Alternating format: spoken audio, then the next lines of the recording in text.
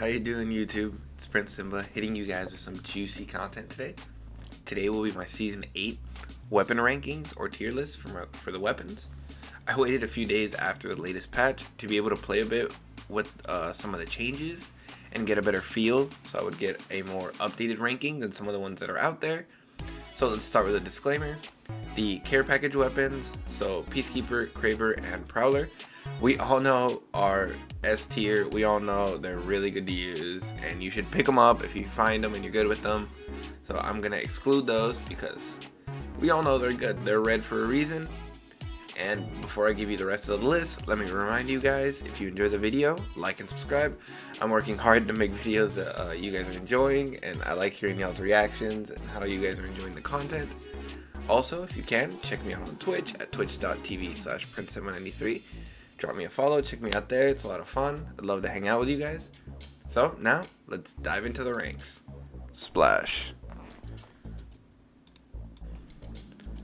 Alright, so the D tier. This is the bottom of the barrel. These are the guns that if you're trolling your teammates, you ping for them. So, we're going to have the first, the Mozambique with no hammer points. It's very bad. That's it. P2020 with no hammer points. Also very bad. Slightly better than the Mozambique, but still very bad. And now, the L-Star. Also very bad. That's all I have to say for these guns. They're just very bad. So let's move on for the D tier. C tier. C tier. The first gun in the C tier is going to be the Flatline. It's a gun that's okay at times, but other times, I guess when you really need it, shoots very cross-eyed to me, it's the feeling. You can be aiming straight at somebody and it'll still miss. So, I don't know, it's very give and takes a lot of time. Havoc with no turbocharger is just okay. I guess if you get really good at pre-firing people, it can be solid, but not really. Next, you're gonna have the Sentinel. This one hits hard if you're good at hitting your shots with it, but for the majority of the player base, it's just not good. And wasting your shield cells to charge it, usually you just don't ever want to do it, especially if you're playing ranked. You don't ever really want to waste your stuff, so no bueno. Then we're gonna move on to the longbow. With or without skull piercer, it's just slower than other better sniper options, and that's really it. Mozam with hammer points is much better than the regular Mozam, but its real downfall is the very limited amount of shots it has. Feels like you kind of just burn through those 4 shots really fast, and the damage output isn't that strong. Even if, you are shooting at someone with no shield, it's okay, I guess. It's just not that amazing at all. And here, I was a little bit, iffy on where to put the RE45, but I feel like C tier is still good enough. I just think it's like a mini R99, and it's okay. Like if you get it early game, it's solid. But yeah, it's one of those guns that you get early game. Once you find a better gun, you just kind of toss it. So that's really the C tier. So now let's go to the B tier weapons. Here we're gonna start off with the Hemlock. The Hemlock has come a long way from the S and A tier from a season or 2 ago.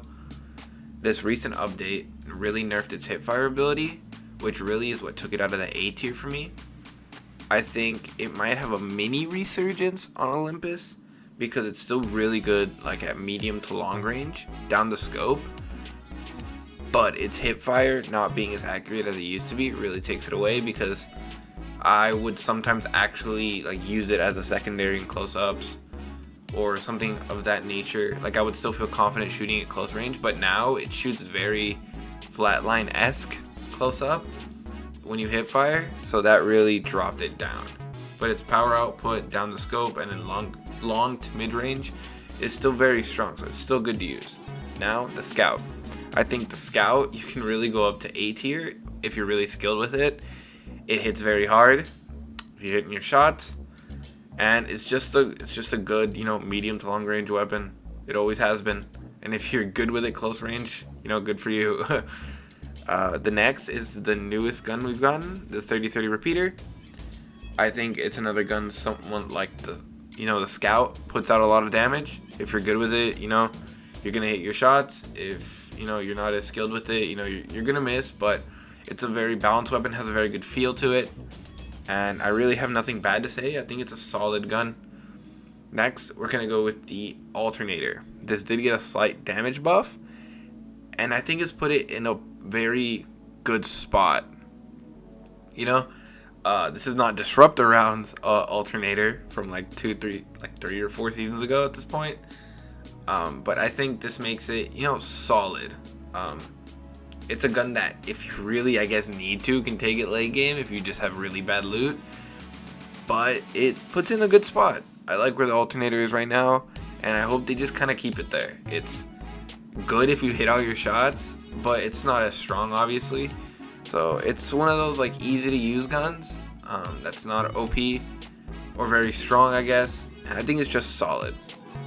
Next, we're gonna go into maybe a little bit like more controversial. I don't know if people are gonna like this, but we have the Devotion with or without the turbocharger.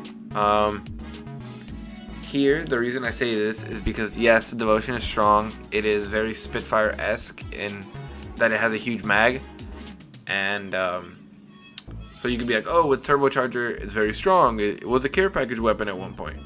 Yes and no at the same time. If anyone's ever shot the Devotion, when that thing gets going, it is very hard to continue spraying or spin around. You're very much stuck in one spot, and it's hard to like rotate and like really move once it gets going.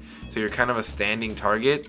And for that reason, the Devotion does not go up into the A tier with or without the turbocharger. I think if you pre-fire, which means like if you know where someone is and you're already kind of charging it up, if you don't have the turbocharger or with it, your damage output is always high and you can shoot for a very long time. But what has always killed the Devotion for me is if you have a opponent that has very good movement, it's very hard to keep up with them once the Devotion is firing. And that rotational ability, rotational speed while shooting the Devotion is what really has always killed it for me. Havoc with turbocharger isn't really the same issue. It's just it just doesn't shoot as much as the Devotion, so the clip size is less. Damage output is good, but it's still not an A tier weapon. So that's really my analysis of the two with turbocharger and the Devotion without it.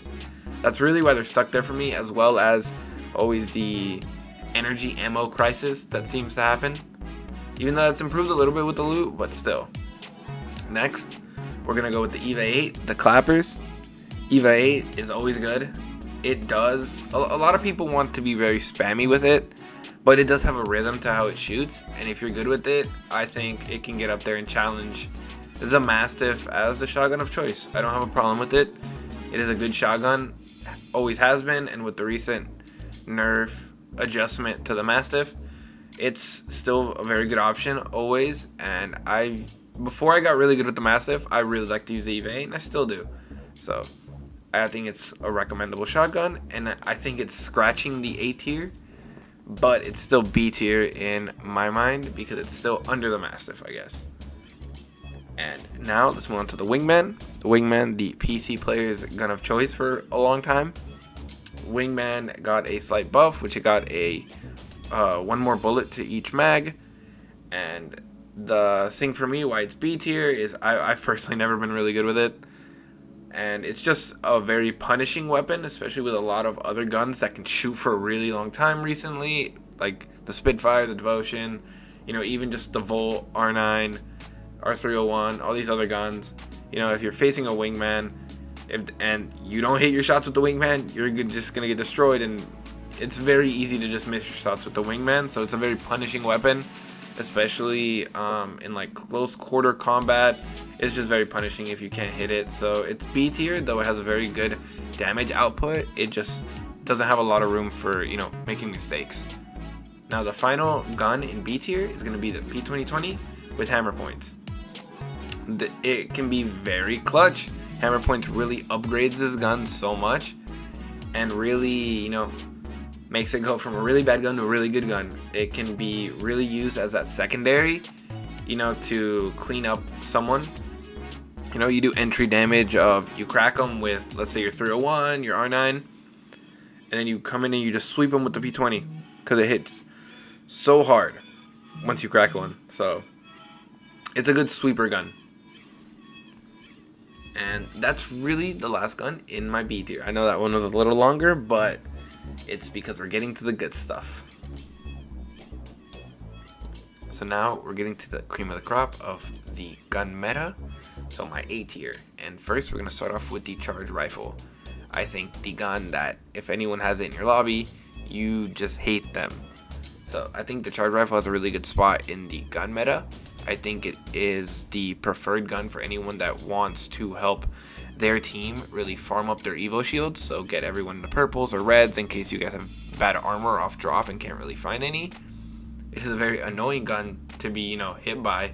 I know we've all been hit by it and get mad because it slows you down and stuff. And even if it just does 1 or 2 damage, it's still annoying. But it's really good for, I think, that function within the game and maybe ranked and even comp. If we're going that far, a lot of people just use it for farming up Evo shields and stuff like that. And you can get some knocks with it because it is strong if you can get the burst correctly down. So I think it's in a good spot right now, and that's why it's really in my A tier. Next, we're going to go with another sniper, the triple take. That's what I was trying to say. Triple take, I think, with or without the choke on your shots, it's very strong. You can really beam one person, or you can hit, 2 or 3 people if you don't use the choke.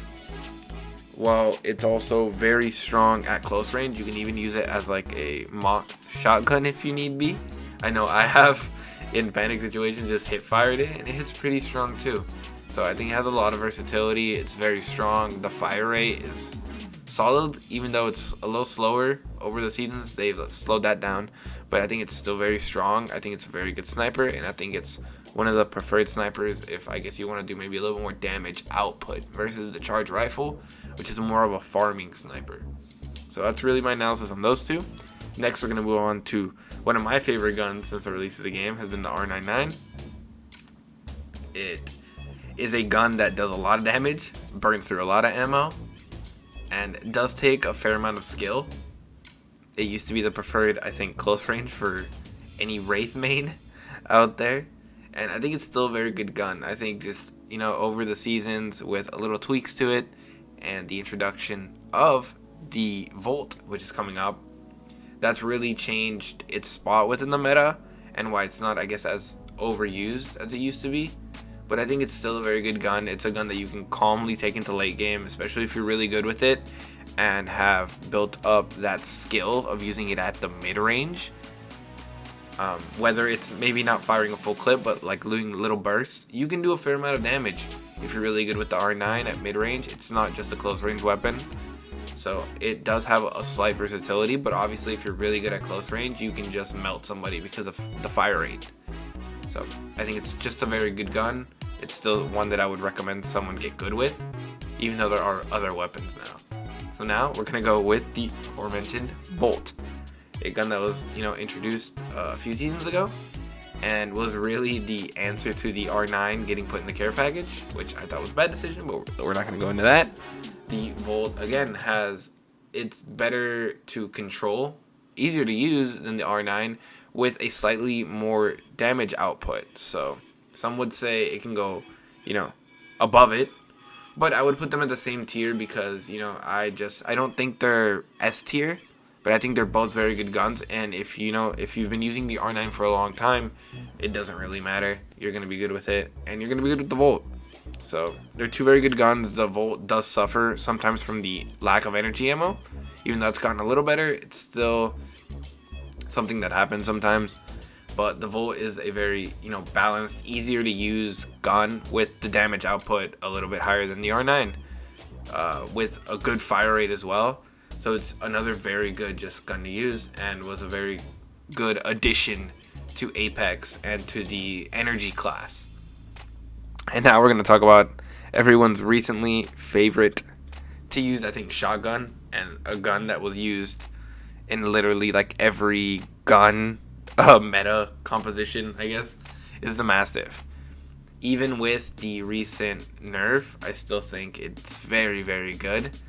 the slight increase to its fire rate just makes it still very solid. It shoots a little faster. It hits not as hard. It hits about like 20 damage less on those really fat shots, so you can't two pump someone. But it's still very good, and I think it still slightly outclasses the EVA 8. So I think it's still just very good to use. It feels, I think, maybe even better. So I think balance-wise, this might be where it needed to be. Do I still believe it should be in ground loot versus the PK? I believe the PK should come back, but that's not about this video. So I think the master is very good, and that really rounds up my A tier. So we're finally at the top of the list, my top 2 guns and the S tier. The first gun we're going to cover is the Spitfire. This gun is just kind of crazy right now with its huge mag and its slightly buffed damage output. This thing just shoots for days. You sometimes just release the chopper and you let it sing. It feels like sometimes you can just shoot forever without having to reload. I know sometimes I'll get like entry damage on someone that has it. I'll do like 150, but they just literally never stop shooting. And it's kind of annoying, but at the same time, it's the way the gun's built, and I still like it. I still think it's in a really good spot right now. I think the best spot it's ever been. With the addition of the gold mag, makes it just even better. The fact that you don't even have to like see the reload animation, switch to another gun, it'll reload in a few seconds, and you can just switch back to it. Makes it even more amazing. The fact that you can equip, a 3 times, a 2 times to it, but especially the 3 times allow you to just have shoot from very far away with really good control, because the recoil is also not really bad. So I think it's just a really fun and good gun, and you can feel a little oppressive at times because of the huge mag, but I still think it's really good, and it's a really strong gun, so that's why it's S tier, man. And next we're going to move to, I think, the only gun in Apex that is perfect, that is perfectly balanced, and has been with us since the beginning of the game, is the R301. Like I said, I think the beamage is just nasty on it. If you can figure out the recoil, which I don't think is that difficult to do, you can really just beam people and just one clip them all the time. It is just sturdy. It's reliable. You know what you're going to get. It is that trustworthy best buddy that you can get in any game, ranked, pubs, anything. And you know what it's going to give you. You know that you're going to hit your shots. You know what you're going to do, and you just feel comfortable shooting with it. So I hope they don't ever touch it, because it is just a perfectly balanced and perfect gun. And I love the 301. The damage that it can do, the control, the feel, the fun of the weapon, it's all there. It is a perfect gun. And with that, I'm going to close out this ranking. I hope you guys enjoyed it. Like I always say, like and subscribe. Comment what your favorite gun is in the comment section down below. And remember to check me out at twitch.tv/PrinceSimba93. Go ahead, drop me a follow, check me out.